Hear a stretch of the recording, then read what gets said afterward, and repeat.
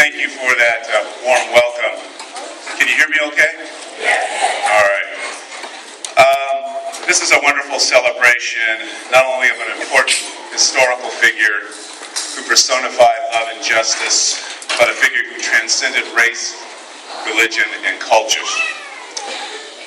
Living the dream, let freedom ring for healing the American dream is the theme today. And now that minorities, in fact, all of us, have made great strides in America, is the dream done? Is it over?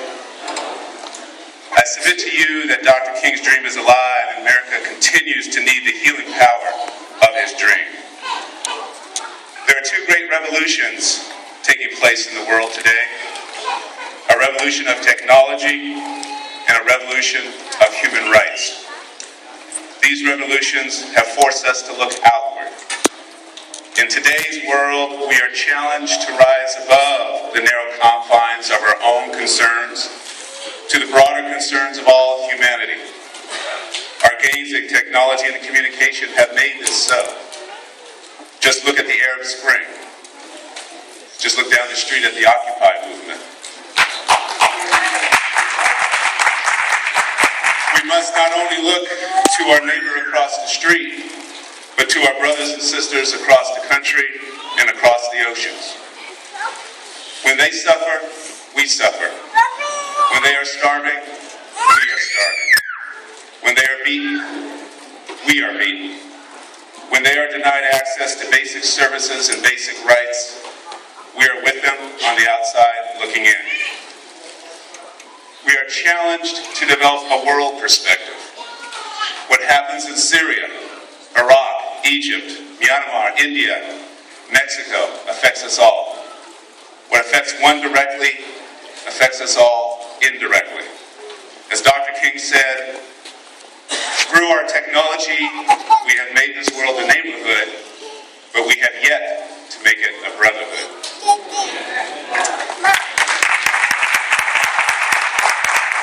As that great saying goes, we must all learn to live together as brothers, or we shall perish together as fools.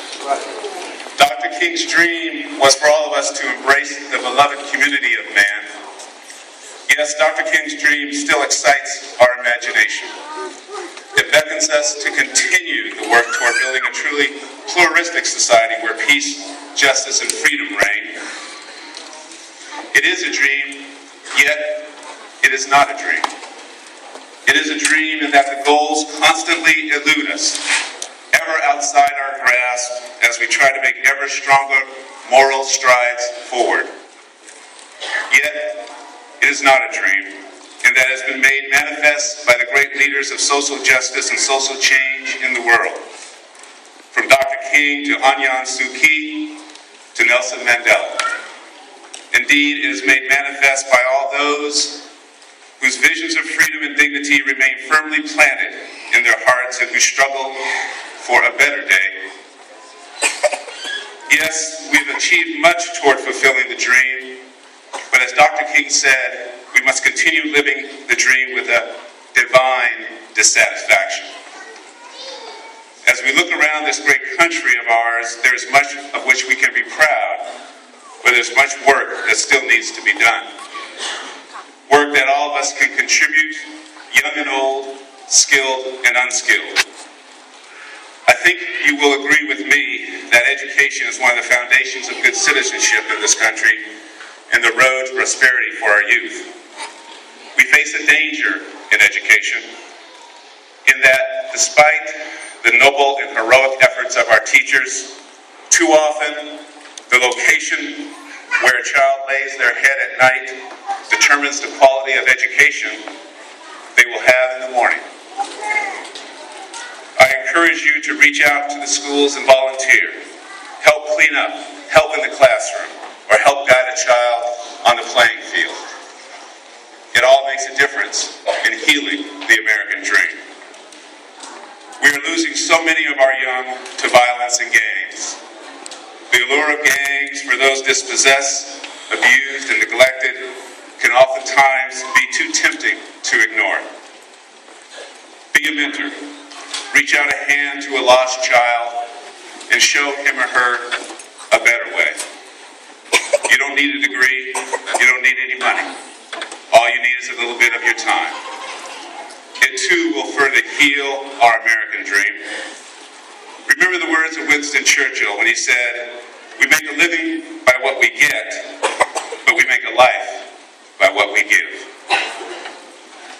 There are those who are trying to divide us along religious or ethnic lines, claiming certain faiths are violent or not worthy of a place in the pantheon of religions in America. I encourage you to visit a mosque, visit a temple, visit a church. Reach out your hand in brotherhood to those who may worship differently than you. For once you do, you will find that you are living up to the very essence of what Dr. King taught us, to love one another and see past our differences to our common humanity. You will also be honoring what this country was founded upon, the right of all of us to worship as we choose. So as stated by Dr. King, let us celebrate our progress, yet be dissatisfied. As he stated, let us be dissatisfied until America will no longer have a high blood pressure of creeds, but an anemia of deeds. Let us be dissatisfied until the walls that separate the outer city of wealth and comfort and the inner city of poverty and despair are crushed, so that every man has an equal opportunity to pursue the American dream. Let us be dissatisfied until those that live on the outskirts of hope are brought into the metropolis of security and compassion.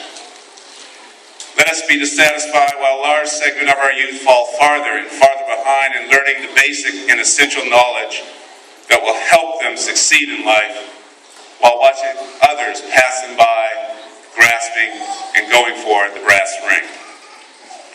Let us be dissatisfied until slums are cast into the junk heaps of history, and every family is living in a decent sanitary home. This requires men and women, all of us, to engage in hard, solid thinking. We in America tend to have an almost universal quest for easy answers and half-baked solutions. We get our news in 24 minutes on television and form our opinions in less time. We need all of us to have the toughness of mind to judge critically and to discern truth from falsity. A dictator, in fact it was Hitler, once said about his followers, "I use emotion for the many and reason for the few." We need to be reasoned problem solvers to tackle our world. But in the spirit of Dr. King, it must be done with love for each other and respect for each other. Together we can solve all of our ills, but it must be together in an environment which nurtures differences of opinion and thought, yet seeks a common solution. And when that day comes, the fears of insecurity and mutual distrust will be replaced by the glow of brotherhood, where all men and women shall bask in the prosperity meant for us all. And if we follow this path, maybe one day your children or your children's children will be able to walk hand in hand with their neighbor, black, white, brown, Sikh, Muslim, Jew, Catholic, Protestant, down to the river and lay down their sword and shield down by the riverside, down by the riverside, down by the riverside, and study war no more. Thank you.